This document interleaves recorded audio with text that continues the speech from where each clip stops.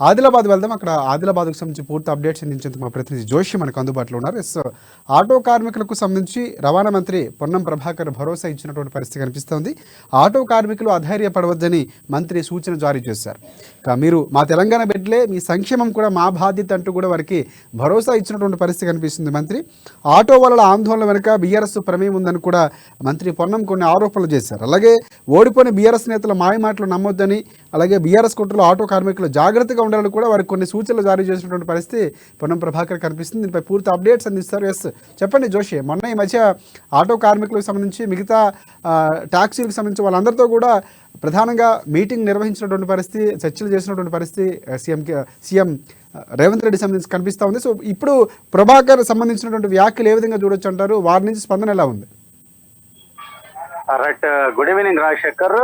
రాష్ట్ర వ్యాప్తంగా కూడా కొత్త సర్కార్ ఏర్పడ్డ తర్వాత ఎన్నికల సందర్భంగా ఇచ్చినటువంటి ఏవైతే 6 గ్యారంటీలు ఉన్నాయో వాటిలో మొట్టమొదటగా సర్కార్ ఏర్పడినటువంటి 48 గంటల వ్యవధిలోనే మహాలక్ష్మి పథకం పేరుతో ఏదైతే స్కీమ్ హామీ ఇవ్వడం జరిగిందో, గ్యారంటీ ఇవ్వడం జరిగిందో, దాంట్లో భాగంగా రాష్ట్ర వ్యాప్తంగా ఉన్నటువంటి మహిళలందరికీ ఇటు ఆర్టీసీ బస్సుల్లో ఉచిత ప్రయాణ సౌకర్యం కల్పించడం జరిగినటువంటి విషయం అందరికీ తెలిసింది. అయితే దీనిపైన ఇటు ఆదిలాబాద్ ఉమ్మడి జిల్లాలోని పలు ప్రాంతాల్లోనే కాకుండా రాష్ట్ర వ్యాప్తంగా కూడా చాలా ప్రాంతాల్లో ఆటో కార్మికులు అలాగే ట్యాక్సీ సంబంధించినటువంటి వాళ్ళందరూ కూడా కొంత అసంతృప్తి, కొంత ఆవేదన వెలుగుతడమే కాకుండా కొన్ని చోట్ల ఆందోళనకు కూడా పూనుకున్నటువంటి పరిస్థితి. అంటే శాంతియుతంగా ర్యాలీలు చేపట్టడం, తమకు సంబంధించినటువంటి సమస్యను ప్రభుత్వం దృష్టికి తీసుకె ప్రక్రియకు పూనుకున్నటువంటి పరిస్థితి మనకందరికీ తెలిసింది. అయితే ఈ క్రమంలోనే ఆటో వాళ్ళందరూ కూడా, ఆటో అలాగే క్యాబ్లు, ట్యాక్సీలకు సంబంధించినటువంటి డ్రైవర్లందరితో కూడా ఇదివరకే సీఎం హోదాలో రేవంత్ రెడ్డి వాళ్లకు భరోసా కల్పించడం జరిగింది, వాళ్ళతో మీట్ కావడం జరిగింది. అయితే తాజాగా ఆదిలాబాద్ జిల్లా పర్యటనకు వచ్చినటువంటి సందర్భంలో రాష్ట్ర రవాణా బీసీ సంక్షేమ శాఖ మంత్రి పొన్నం ప్రభాకర్ ఇక్కడ ఏర్పాటు చేసినటువంటి ఒక సమావేశంలో భాగంగా ఆటో కార్మికులకు సంబంధించినటువంటి ఒక మంచి భరోసాను కల్పించినటువంటి వైనం ఇప్పుడు పూర్తిగా ఉమ్మడి ఆదిలాబాద్ జిల్లా వ్యాప్తంగా కూడా ఆటో కార్మికుల్లో ఒక రకంగా ఆనందానికి కారణమవుతున్నటువంటి పరిస్థితి.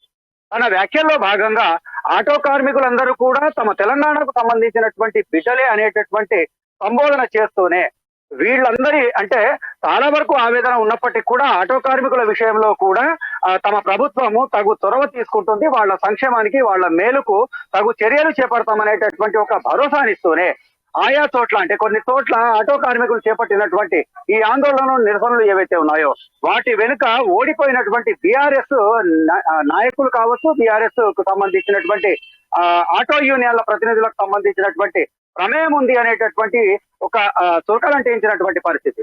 అంటే నర్మగర్భంగా చేసినటువంటి ఒక వ్యాఖ్యల వెనుక అంతరార్థము, ఒకవైపు ఆటో కార్మికులు, ట్యాక్సీ కార్మికులకు సంబంధించినటువంటి సంక్షేమానికి సంబంధించినటువంటి బాధ్యత తమ ప్రభుత్వం విస్మరించలేదని, అలాగే వాళ్లకు లబ్ధి చేకూర్చే విధమైనటువంటి ఆలోచన ప్రక్రియ త్వరలోనే ప్రారంభం చేస్తామనేటటువంటి భరోసా కల్పిస్తూనే, మరోవైపు విపక్షాలకు చెందినటువంటి అంటే ప్రధానంగా బీఆర్ఎస్ కు చెందినటువంటి పార్టీ నాయకుల ఉచ్చులో, వాళ్ళ మాయ మాటల్లో ఆటో కార్మికులు పడొద్దు, అనవసరంగా ఆందోళన చెందొద్దు అనేటటువంటి ఒక హెచ్చరికను కూడా చేసినటువంటి పరిస్థితి. అంటే మనకు తెలిసినటువంటి విషయమే, కొన్ని చోట్ల ఇప్పటికి కూడా బీఆర్ఎస్ ఓడిపోయినటువంటి నాయకులు సైతం తాము ఇప్పటికీ అధికారంలోనే ఉన్నాము అనేటటువంటి ఒక భ్రమంలో అనవసరమైనటువంటి ఆలోచనల్లో ఉన్నట్టుగానైతే ఆ పరిస్థితుల్ని బట్టి తెలుసుకున్నటువంటి విషయం.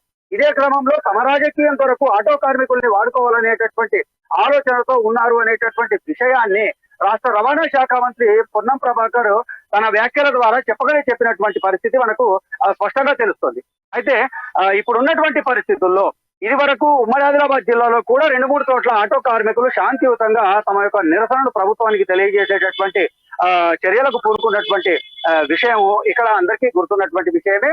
అయితే ఈ తాజాగా పొన్నం ప్రభాకర్ చేసినటువంటి వ్యాఖ్యల ద్వారా వాళ్ళందరికీ కూడా ఊరట కలిగినట్టుగా మనం భావించాల్సినటువంటి పరిస్థితి. ఎందుకంటే రాబోయే రోజుల్లో ఆటో కార్మికులందరి సంక్షేమాన్ని కూడా ప్రభుత్వం బాధ్యతగా తీసుకుంటుంది అనేటటువంటి విషయాన్ని పేర్కొంటూనే ఆటో కార్మికులకు వ్యతిరేకంగా మహాలక్ష్మి పథకం ఎంత మాత్రము మేము ప్రవేశపెట్టలేదు అనేటటువంటి ఒక స్పష్టతనిచ్చినటువంటి పరిస్థితి పొన్నం ప్రభాకర్. అయితే ఇప్పుడున్నటువంటి పరిస్థితుల్లో ఇక ఆటోకు సంబంధించినటువంటి కార్మికులు కావచ్చు, ఇటు ట్యాక్సీలకు సంబంధించినటువంటి కార్మికులు కావచ్చు, వీళ్ళు ఈ యొక్క అంటే మంత్రి వ్యాఖ్యల ద్వారా ఊరట చెంది తమ అసంతృప్తిని, తమ ఆవేదనను ఇప్పటితో ఆపేస్తారు అనేటటువంటి విషయం ఒకవైపు స్పష్టమవుతున్నప్పటికీ కూడా మళ్ళీ అంటే ఎవరైనా విపక్ష బీఆర్ఎస్ కు చెందినటువంటి ఆటో కార్మిక సంఘాల ముసుగులో ఉన్నటువంటి నాయకులు కావచ్చు, ఓడిపోయినటువంటి ప్రజాప్రతినిధులు కావచ్చు, వాళ్ళకు సంబంధించినటువంటి ఉత్తులో మళ్ళీ పడతారా, అనవసర ప్రభుత్వానికి వ్యతిరేకంగా కార్యకలాపాలకు పాల్పడి తమ సంఘంలోనే తమ చులకన అయ్యేటటువంటి పరిస్థితులు కొని తెచ్చుకుంటారా అనేటటువంటిది ఇప్పుడు కొంత వేచి చూడాల్సినటువంటి పరిస్థితి. మొత్తానికి ఏదేమైనప్పటికీ కూడా ఎస్ జోషి, ఇంకోటి ప్రధానంగా ముందు నుంచి కూడా కాంగ్రెస్ పార్టీ ప్రవేశపెట్టిన 6 గ్యారంటీల్లో మహాలక్ష్మి పథకానికి ముందు నుంచి కూడా ప్రచారం బాగానే జరిగింది. అంటే జనాలు ఓట్లేసి కాంగ్రెస్ పార్టీకి అధికారాన్ని కట్టబెట్టారంటే ఆ పథకానికి కూడా ఓకే చేసినట్లే. సో ఆ రోజులో చాలా వరకు ఓటర్లు ఖచ్చితంగా ఆటో వాళ్ళు కూడా ఉండుంటారు, ఓటేస్తుంటారు. కానీ ఈ రోజు పరిస్థితులు మారిన తర్వాత ఖచ్చితంగా విన్నట్లు పొన్నం ప్రభాకర్ చేసిన వ్యాఖ్యలకు సంబంధించి ఆటో వాళ్ళు బీఆర్ఎస్ నేతలు కొంతమంది ఉసుగొల్పే ప్రయత్నం చేస్తున్నారు. వారి మాటలు విని నమ్మొద్దు మాయ మాటలను కూడా కొన్ని వ్యాఖ్యలు చేశారు. సో మొత్తానికి సర్కారు అంటే వచ్చినటువంటి సమస్యను పరిష్కరించే దిశగా ముందు నుంచే వెళ్తుంది. ఏదైతే ధర్నా చేసినటువంటి అంటే అందరూ ఒక సంఘంగా ఏర్పడి చేసినటువంటి ధర్నాకు సంబంధించి కూడా ఎక్కువ రోజులు కొనసాగకుండా చెక్ పెట్టే విధంగా సీఎం రేవంత్ రెడ్డి కూడా స్పందించి వారితో మాట్లాడే ప్రయత్నం చేశారు. ఇప్పుడు పొన్నం ప్రభాకర్ వ్యాఖ్యలు కూడా అంటే ఎక్కడ కూడా సమస్యను జట్లం కాకుండా ముందుగానే చర్యలు తీసుకుంటుంది కాంగ్రెస్ ప్రభుత్వం అనేది మనకు అర్థమవుతున్నట్టు తెలుస్తున్నటువంటి పరిస్థితి అనుకోవచ్చు మనం. ఖచ్చితంగా రాజశేఖర్, అంటే వాస్తవంగా పాలకులు ఎవరైనప్పటికీ కూడా తమ పరిపాలనలో ఎటువంటి ఆందోళనలు, నిరసనలు కొనసాగకుండా ఉండేందుకు కృషి చేస్తారనటంలో ఎటువంటి సందేహం లేదు. కాంగ్రెస్ ప్రభుత్వం, కొత్తగా ఏర్పడినటువంటి కాంగ్రెస్ ప్రభుత్వము ఎన్నికల సమయం నుండే కూడా ప్రజలకు ఒక రకమైనటువంటి భరోసా కల్పించేందుకు చేసినటువంటి ప్రయత్నము సర్కారు ఏర్పడిన తర్వాత మొదటి గంట నుండే అది క్లియర్ గా రిఫ్లెక్షన్ అవుతున్నటువంటి విషయం రాష్ట్ర ప్రజలకు అందరికీ తెలిసినటువంటిది.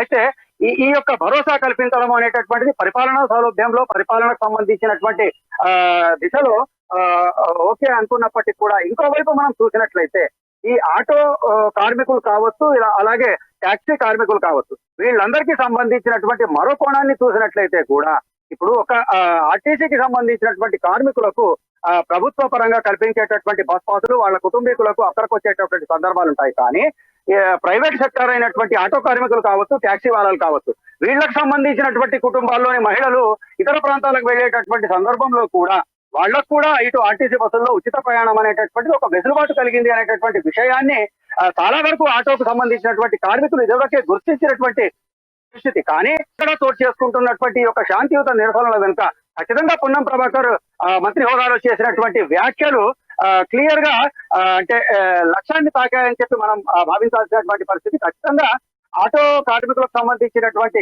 ఈ యొక్క శాంతియుత నిరసనల వెనుక ఖచ్చితంగా టీఆర్ఎస్ ప్రమేయం ఉంది అనేటటువంటి విషయం మాత్రం మనకి ఇక్కడ ఈ యొక్క కోణంతో స్పష్టంగా తెలుస్తున్నటువంటి పరిస్థితి.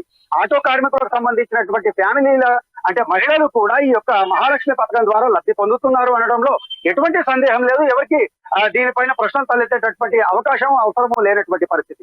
అలాగే ట్యాక్సీ డ్రైవర్లకు సంబంధించినటువంటి విషయం, వాళ్ళ కుటుంబీకులకు సంబంధించినటువంటి విషయంలో కూడా వర్తిస్తుంది.